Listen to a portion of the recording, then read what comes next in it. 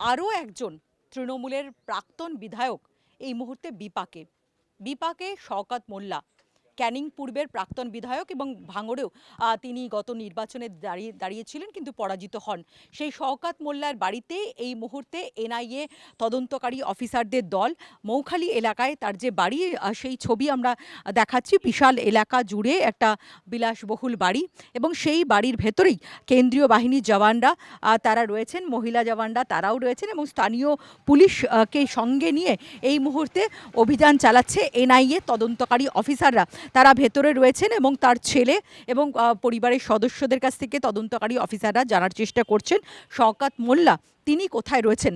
গোটা মামলাটার যেটা সূত্রপাত সেটা গত মার্চ মাসে, অর্থাৎ নির্বাচনের আগে 19শে মার্চ দক্ষিণ বামুনিয়া এলাকায়, ভাঙড় এলাকার দক্ষিণ বামুনিয়া এলাকা, সেখানে একটা বিস্ফোরণের ঘটনা ঘটে। তার আমরা ছবি দেখাচ্ছি, তার মেয়ে এসছেন এই খবর পাওয়ার পর। এনআইএ যখন এখানে পৌঁছেছে সেই খবর পেয়ে তার মেয়ে এবং স্ত্রী তারাও পৌঁছেছে, যদিও এনআইএর তরফ থেকে তাদেরকে বাড়ির ভেতরে প্রবেশ করতে দেওয়া হয়নি। ফলে তার মেয়ে, আমরা দেখতে পাচ্ছি যে গাড়ি চালিয়ে তিনি এখান থেকে গাড়ি নিয়ে যাচ্ছেন।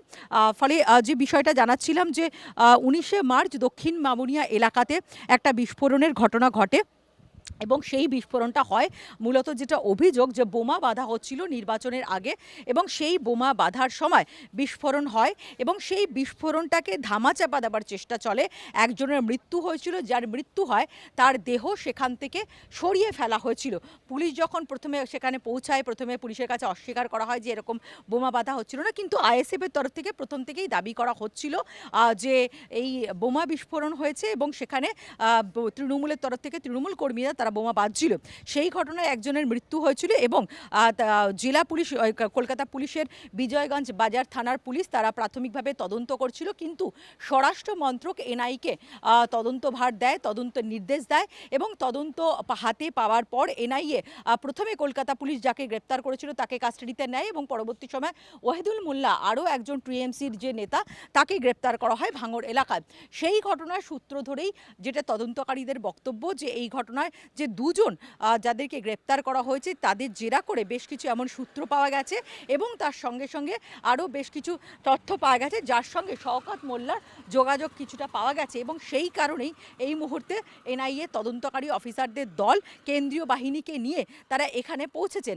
আমরা এতক্ষণ বাড়ির ছবিটা দেখাচ্ছিলাম, এইটা তার বাড়ি লাগোয়া একটা বিশাল এলাকা জুড়ে একটা পার্টি অফিসও রয়েছে এবং সেটা শওকত মোল্লারই পার্টি অফিস।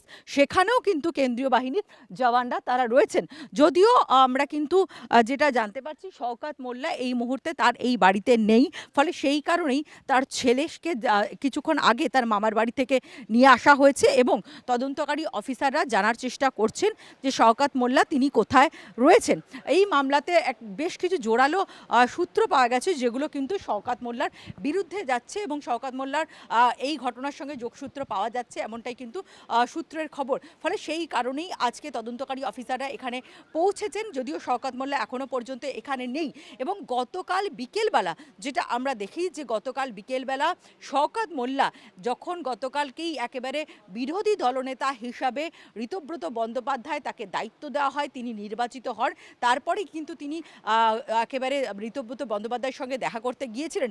আমরা জানি তৃণমূলের একাধিক বিক্ষুব্ধ নেতা তারা একেবারে আলাদা করে বিরোধী দলনেতা নির্বাচন করেছেন, সই করেছেন এবং গতকালকেও এই শওকত মোল্লা তিনি দেখা করতে গিয়েছিলেন এবং তারপর তার পরিবারের সদস্যরা দাবি করছেন যে তিনি বাড়িতে নেই।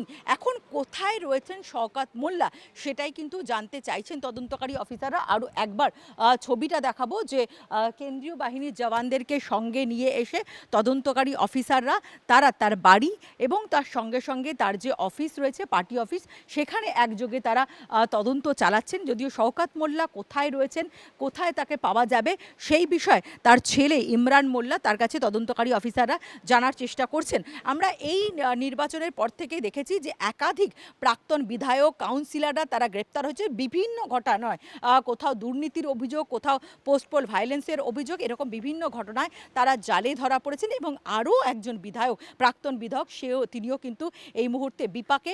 এর আগে একাধিক ঘটনায় শওকত মোল্লার বিরুদ্ধে বিভিন্ন সময় বিতর্কে নাম জড়িয়েছে, কিন্তু শাসক দলে থাকার জেরে তার বিরুদ্ধে কখনো কোনো পদক্ষেপ দেখা যায়নি। কিন্তু এখন এনআইএর তরফ থেকে এই যে বিজয়গঞ্জ বাজার এলাকায় বা দক্ষিণ বামুনিয়া এলাকায় যে বিস্ফোরণ হয়েছিল এবং যেখানে একজনের মৃত্যু হয় এবং অ্যাম্বুলেন্সে করে দেহ লোপাট করা হয়েছিল, সেই মামলার সূত্র ধরেই কিন্তু এই মুহূর্তে তদন্তকারী অফিসাররা এইখানে অভিযান চালাচ্ছেন। এর আগে এই মামলাটা ছাড়া এনআইএর কিন্তু ভাঙড় এলাকায় আরও দুটো বোমা উদ্ধারের ঘটনারও তদন্ত করছে। সেই বোমা উদ্ধারের সঙ্গেও এই শওকত মোল্লার কোনো রকম কোনো যোগাযোগ রয়েছে কিনা সেটাও তদন্তকারী অফিসাররা জানার চেষ্টা করবেন। ফলে এই মুহূর্তে আপাতত এইটুকুনি আপডেট। এনআইএ তদন্তকারী অফিসাররা শওকত মোল্লার খোঁজ পেলেন কিনা, তিনি কোথায় রয়েছেন, যদিও আমরা জি24 ঘন্টার তরফ থেকেও তার সঙ্গে যোগাযোগ করার চেষ্টা করেছিলাম, কিন্তু তার মোবাইল ফোনটি বন্ধ রয়েছে। ফলে শওকত মোল্লা কোথায়, তার নাগাল তদন্তকারীরা পেলেন কিনা, সে সমস্ত বিষয় আমাদের নজর থাকবে।